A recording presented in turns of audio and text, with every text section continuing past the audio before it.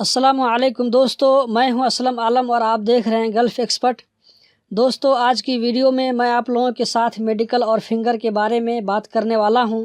जैसा कि ग़ुलाम जिलानी ने पूछा है, उनका लंबा सवाल है, मैं मुख्तसर में बताता हूं। उनका कहना ये है कि वो नेपाल से हैं, आज़ाद वीज़ा पर कतर आए हैं। फिर उसके बाद उसी कंपनी जिसमें आए थे उसी कंपनी के नाम से मेडिकल हुआ, रिपोर्ट भी फिट आ गया। फिर 3 दिन के बाद दूसरी कंपनी में अपना वीज़ा ट्रांसफ़र करवा लिया। फिंगर ऑफिस में जाकर फिंगर भी करवाया, लेकिन फिंगर रिपोर्ट चेक करने पर लिखा आता है री एग्ज़ामिनेशन के लिए मेडिकल कमीशन से कांटेक्ट करें। तो अब क्या करना होगा? इसी तरह कुछ भाइयों के फिंगर में प्रॉब्लम आता है तो क्या करें? दोस्तों, इस वीडियो को आखिर तक ज़रूर देखें, बहुत ही अच्छी जानकारी मिलने वाली है। इस तरह की जानकारी आपको कोई नहीं बताएगा, तो बने रहिए इस वीडियो के साथ आखिर तक। अगर इन्फॉर्मेशन अच्छी लगे तो एक लाइक ज़रूर कर दें, इससे हमें हौसला मिलता है।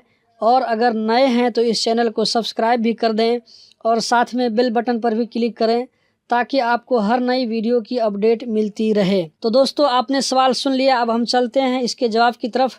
देखिए जिलानी साहब, आपको मैं यही मशवरा देना चाहूँगा कि आप अपने मंदूब को बोलिए, जो नई कंपनी का मंदूब है उसको बोलिए, वो आपके मेडिकल का जो अपॉइंटमेंट पेपर है उसको और नया वीज़ा को लेकर मेडिकल कमीशन जाएगा और सिस्टम में नई कंपनी को अपडेट करेगा।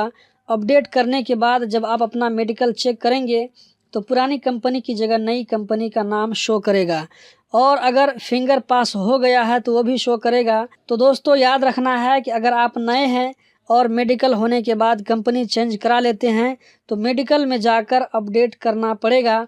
इसके लिए कोई चार्ज नहीं है, बिल्कुल फ्री है। फिर उसके बाद फिंगर का पेपर निकाल कर फिंगर में जाएं, या अगर फिंगर पहले ही हो गया है तो आप फिंगर का रिज़ल्ट भी देख सकते हैं। अगर एक बार में मेडिकल पास नहीं होता है तो हिम्मत मत हारें, 2 बार 3 बार 4 बार मेडिकल ज़रूर चेक कराएं। कभी कभी छोटा प्रॉब्लम की वजह से मेडिकल नहीं होता है तो डॉक्टर कुछ मेडिसिन का तजवीज़ करते हैं, तो आप उस मेडिसिन को यूज़ करके फिर अपना दोबारा मेडिकल करवा सकते हैं। इंशाल्लाह ज़रूर पास हो जाएगा। अब हम फिंगर की बात कर लेते हैं कि किसी किसी का फिंगर एक बार में नहीं आता है, उसकी क्या वजह है और क्या करना पड़ेगा। देखिए दोस्तों, अगर आप नए हैं, मतलब कतर में पहली बार आए हैं, तो ज़्यादा चांस है कि फिंगर एक बार में ही पास हो जाएगा। लेकिन अगर आप पुराने हैं, जैसे कैंसिल में या छुट्टी में घर जाकर दोबारा आए हैं, तो पहली बार में फिंगर पास करना मुश्किल है। या अगर किसी नए आदमी का भी फिंगर पहली बार में नहीं आता है तो उसको अपना हाथ देखना चाहिए, आपके फिंगर में कोई स्क्रैच या कटा हुआ तो नहीं है। ख़ास करके ताबूक प्लास्टर का काम करने वालों को कभी स्क्रैच की वजह से फिंगर जल्दी नहीं आता है, तो ऐसे शख्स को थोड़े दिन तक अपने हाथ को आराम देना चाहिए और कोई भी हैवी काम करने से बचना चाहिए।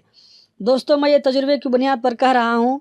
मेरे सामने में इस तरह का केस आ चुका है कि फिंगर डिपार्टमेंट से कहा जाता है कि 1 हफ़्ता या 10 दिन रेस्ट करो, उसके बाद फिंगर करने पर आ जाता है। अगर आप पुराने हैं और पहली मर्तबा में फिंगर नहीं आया, तो अब आपकी कंपनी का जो मंदूब है वो आपका पासपोर्ट और फिंगर का पेपर लेकर दोहा सनाइया, जो फिंगर का हेड ऑफिस है, वहाँ जाकर पुराना फिंगर कैंसिल कराएगा।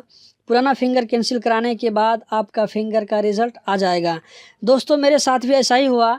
8 महीना पहले जब मेरा फिंगर हुआ तो एक बार में नहीं आया था।